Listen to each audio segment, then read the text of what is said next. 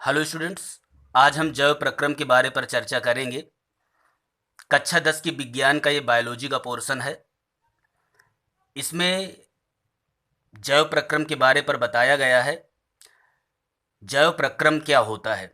सीधी सी परिभाषा है कि जीवों के अंदर जो भी प्रक्रियाएं होती हैं, आप हेडिंग पर फोकस करना। जीवों के अंदर जो भी प्रक्रियाएं होती हैं वो जैव प्रक्रम कहलाया करती हैं या जैव प्रक्रियाएं कहलाती हैं।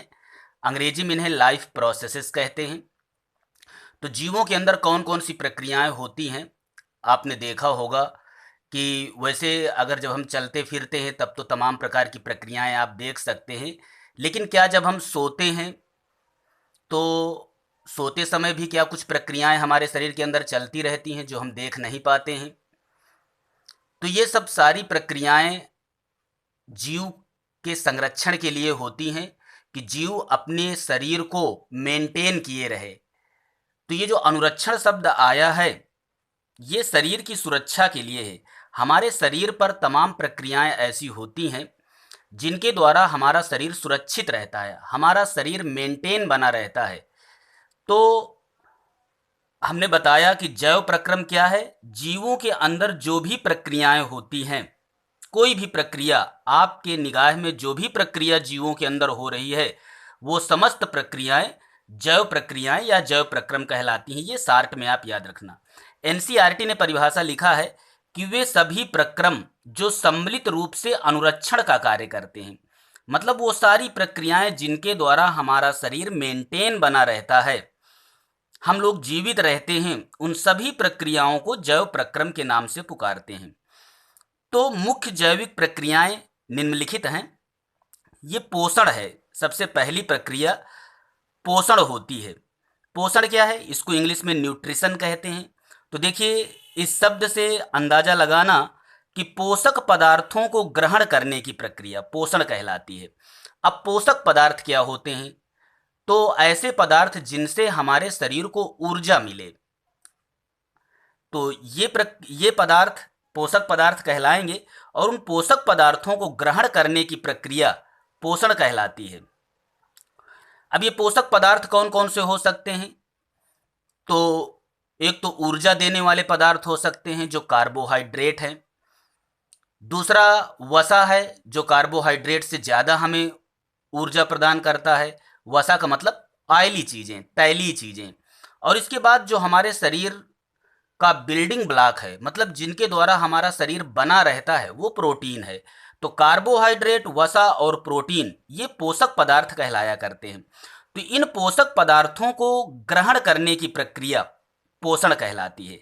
अब इसके बारे पर डिटेल स्टडी जो है, विस्तृत चर्चा, ये अगले वीडियो पर हम करेंगे। अब इसके बाद ये दूसरी हेडिंग है श्वसन, रेस्पायरेशन। ये क्या होता है? अब जब भी हमने पोषक पदार्थ ग्रहण कर लिए तो पोषक पदार्थ ये ग्लूकोज के रूप में हमारे कोशिकाओं पर एकत्रित हो जाते हैं। अब वहाँ से हमको ऊर्जा प्राप्त करनी है। उस भोजन को हमको जलाना पड़ता है। जब वो भोजन जलेगा तो हमको ऊर्जा प्रदान करेगा।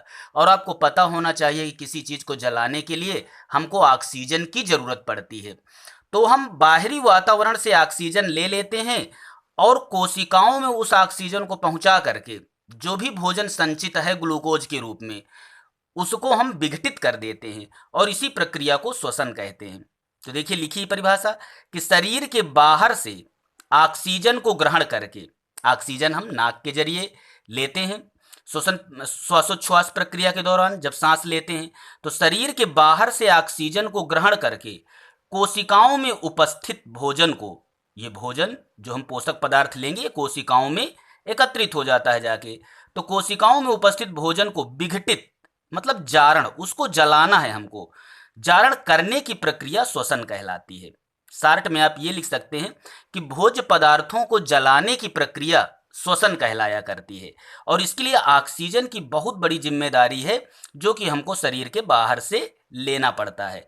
तो याद हो गया होगा, पोषक पदार्थों को ग्रहण करने की प्रक्रिया पोषण कहलाती है।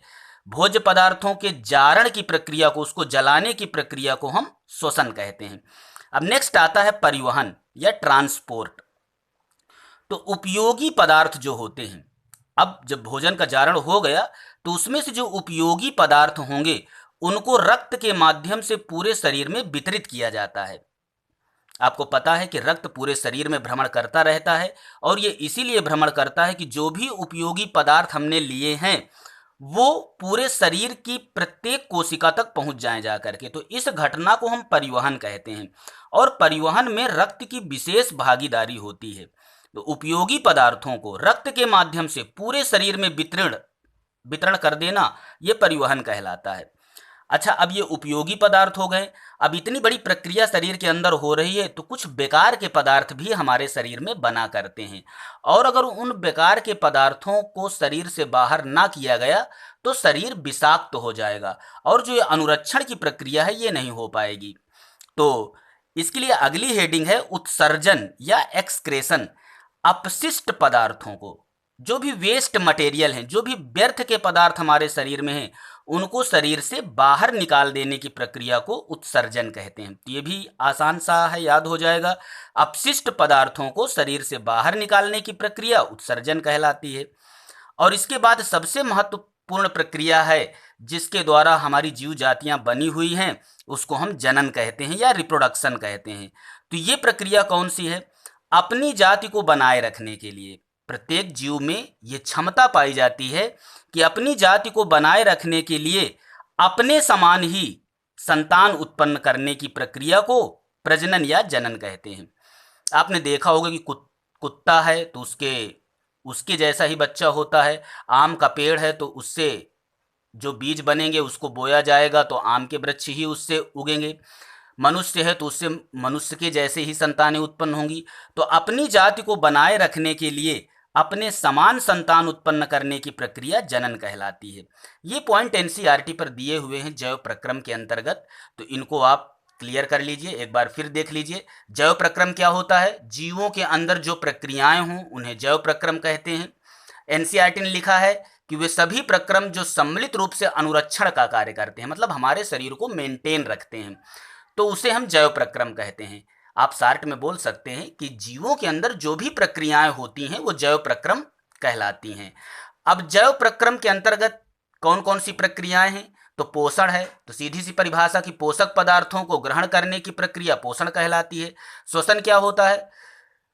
जो भी भोज्य पदार्थ हैं उनको जारण करने की प्रक्रिया, उनको जलाने की प्रक्रिया श्वसन कहलाती है। परिवहन क्या है? जो उपयोगी पदार्थ होते हैं उनको शरीर के विभिन्न भागों में रक्त के माध्यम से पहुंचा दिया जाए तो ये परिवहन कहलाता है। उत्सर्जन क्या होता है? जो बेकार के पदार्थ शरीर में हमारे बन जाते हैं उनको शरीर से बाहर निकालने की प्रक्रिया उत्सर्जन कहलाती है। जनन क्या होता है? अपने समान संतान उत्पन्न करने की प्रक्रिया जनन कहलाती है, जिसके द्वारा जीव जातियां बनी रहती हैं। तो ये संक्षिप्त में बड़ी सरल भाषा पर जैव प्रक्रम के बारे पर बताया गया। आपको अगर पसंद हो वीडियो तो आप इसको शेयर करिए, कमेंट करिए, सब्सक्राइब करिए चैनल को। आगे की वीडियो फिर बनाएंगे। Thank you for watching.